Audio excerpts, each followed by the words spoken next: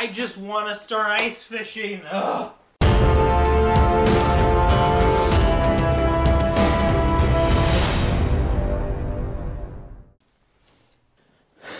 All right, so since I can't quite get on the lake right now, I mean I could, but we got birthdays, we got adult stuff to do, we got all kinds of things to take care of before we dedicate our lives to fishing like we did hunting. So I'm just gonna start my first ice fishing video off with Aaron's 4 favorite fishing things, and I have them here in front of me.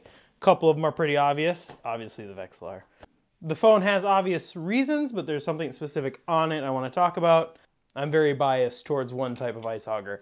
But with all that said, we'll start with the most obvious one. Fish finder. Now you don't need a Vexilar specifically. I know there's some out there that I've used that were good, but not a Vexilar, if that makes sense. I had a deeper. If you do any kind of searching on the internet, you'll probably get an advertisement for them. They look like this. I'll put it right here. If you're on a budget and you have $200 to spend and you don't want to use something, deeper is the way to go. I did use it for a short period of time. It was awesome when it did work. The only downside to it was mine burnt out. Now, I was the only person to experience this issue, so I don't know what happened or how it happened, but since then they've started using Wi-Fi instead of Bluetooth, and they've changed their product line. That was like 2 years ago now, I think. So it might be time to go try them again, especially if you're just trying to save money but you want something new. I would recommend that over like a base model Vexilar, because it's very versatile. But ice fishing, this is my bad boy, and it gets really in depth when you start talking about different kind of transducers, different models, different packages you can get. But I roll with this FL18. It has a tri-beam transducer on it. It's not a true tri-beam. You can't click like on, I think, the FL28. You can literally choose what beam you want. This transducer is on its certain beam. I'm not gonna get too in depth. And you just control it with your sensitivity. So not only does it make it more sensitive, it makes your cone wider. My sensitivity is usually good on 0 though. So I use an FL18 with the Pro Pack, I think this one is called. It's got the rod holder, it's circle, it fits in a bucket. It's got the tool tackle box underneath. It's fantastic. But it is expensive. I think I paid $500 for this one or something. Ridiculous. Awful. Like, awful that you need to spend this much money, because I've taken this apart because I had a piece of plastic rattling around in mine, which is a joke, by the way. Like, $500 and I get it and there's a piece of plastic rattling around? Upsetting. But besides the point, it's been flawless since. Yeah, so this is obviously my #1 tool. My #1 on the list of 4. That I think if you have to buy anything of any kind of value to be able to be a better fisherman, this isn't like a cheat code, essentially, for fishing. It turns it into a video game. If you haven't used a Vexilar yet, it is 2017. It's amazing if you haven't. I recommend at least borrowing a friend's or buying the cheapest one you can on Craigslist and just checking it out, because not only does it help you find fish, obviously, it makes it more fun to catch them, or frustrating. I guess it goes both ways. If you see them there and they're not biting, that can be more frustrating than just being on a lake, thinking you're in a good spot and not catching anything. So, to each its own. There's all kinds of brands. I choose Vexilar, for no particular reason. So, that is my #1 on my list of 4. #2. It's pretty obvious. I mean, a fishing pole. Duh, obviously. If you're still skeptical and you don't know how you feel about this type of reel, they're called an inline reel, change. I don't know what more to say. These inline reels are literally, I will never, ever, you can see one right there, I don't know if it's in frame, but I have spinning rods for ice fishing. Never again, ever will I own one for ice fishing. This will be, for now and forever, the only reel I use. Disclaimer, asterisk, I don't like jig for northern or musky or anything. So these little reels do the job and they do it well. I've pulled, 15-inch northerns. I've pulled largemouth out with these inline reels. They're amazing. Number 8 tackle inline reel, cold ice gear or cold gear ice or something like that. All I'm saying is go find one at your local outdoor store. Buy it. If you hate it, you can resell it on Craigslist for almost full price, asking price. You have nothing to lose. But personally, I know people and our group, we have all changed to inline reels, but we're just average fishermen. I'm not going out after basin bite fishing 20 hours a day all of winter. I'm going out 2 days a weekend for 6 to 8 hours at a time, trying to catch as many crappies as I can on my jig rod. So these inlines are absolutely perfect for that. You'll never get the swirly line. You'll never get stretch. They're fantastic. I don't know what more to say. That's my number 2. My number 2 thing is if you have not purchased an inline reel yet, go do it. I was skeptical at first, but I used my dad's for about 20 minutes. And that day I was on Amazon ordering this setup right here. And then the next day I went and bought my own and put it on my other rod. It was instantaneous love at first sight. So go try out some inline reels. That's my number 2 favorite piece of tackle that is, I think everyone needs to use or try. On to number 3. Number 3 is a less obvious one. It's a very obvious one. Your cell phone. Obviously, you need your cell phone, emergencies and entertainment if the fish aren't biting. There's a million uses for it, obviously. But if you go into your app store, there is a Navionics boating app. I believe on Android it's $9.99 a year, $9.99 a year. I pay the fee, absolutely pay the fee. Because I use it for summer and winter. This is literally my Navionics on my boat. It's amazing. I think this is my number 3 because saving locations can be difficult. Remembering where you are year to year can be tough when it comes to ice fishing. If you have maps where you can drop GPS pins and you can take this, so the positive, I'm sorry, I'm kind of rambling here, but the positive of this compared to other applications that I've used is this will save, and if I break this phone tomorrow, I can log in on the new one, and all my pins are there, and information is still there. So it's a positive. I think that's my number 3 device, absolutely the phone, because there's a million mapping applications that you can use. There's a million different lunar activity, fish forecast apps that you can use. If you're not utilizing the technology that you already own to try to make you a better fisherman, you're not doing it right. Now, I may be preaching to the choir. There may be all of you watching this go, yeah, duh, of course I use my phone for GPS on the lake or this, that, or the other. But I'm just letting you know that I use the Navionics Boating USA. If you have an iPhone, I believe the app is $39, $49. It's a little more expensive, but it's forever, which is a little different than the Android. Android does the yearly price. So take it for what it is.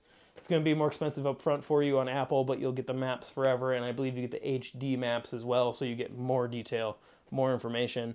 And in the Android, you do $9.99 a year, and you get the basic maps, but they're plenty of detail for me, and they keep the same updates. There's community updates, all that. And on top of all of that I've said with this app specifically, you can 100% go to the web page. So, not gonna lie, hopefully my boss ain't watching. I've been at work looking at lake maps, marking some spots I want to drive to when I get there for the weekend. Done it on plenty of occasions. Look at a lake map, you find those inside turns you want to go check out, try to catch some walleyes on. You mark them. When you go get on your boat, open up your navigation app, you'll have, I don't know how well you guys will be able to see it, but you'll have pins and fishing locations. And as you can see here, I'll show you guys like on a close-up. There are 100% community updates as well. You can choose to do this as well, like add yours to a community update. If not, that's fine, but you can see Here, I'll put a different view and show you. This person says there's muskie here. So take it for what it is, fishing, diving hotspot, muskie. He tells you what kind of baits to throw in that location, and there's the username.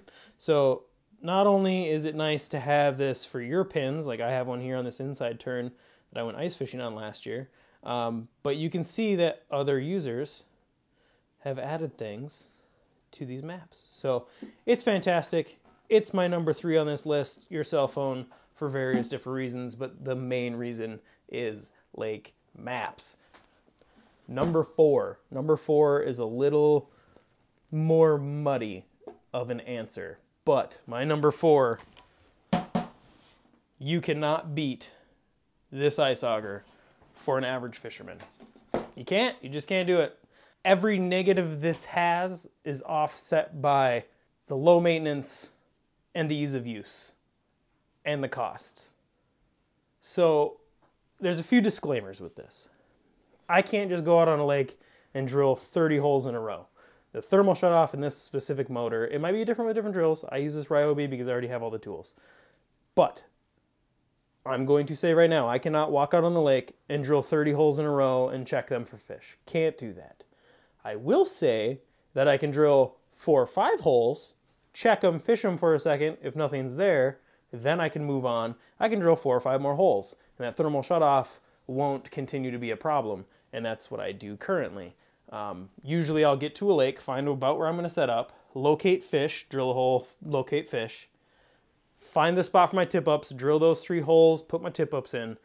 By the time I'm done setting up all those tip-ups, this is cooled back down. I drill my 3 holes for my ice shack, I set up, and I'm usually done. That setup is good for 4 to 5 hours. And if I'm gonna move, I pull all that out, I do the same process. This has never failed me when it comes to that. And you can see I have the big battery that comes with Ryobi. And the main thing you wanna pay attention to if you do switch to this is what kind of power your battery puts out. You want a battery that puts out a lot of power. Lithium ion is the only thing you can use because NiCads are affected by cold weather. Lithium is not. So no matter how cold it gets, this battery will still function and push out as much power needed to drill that hole.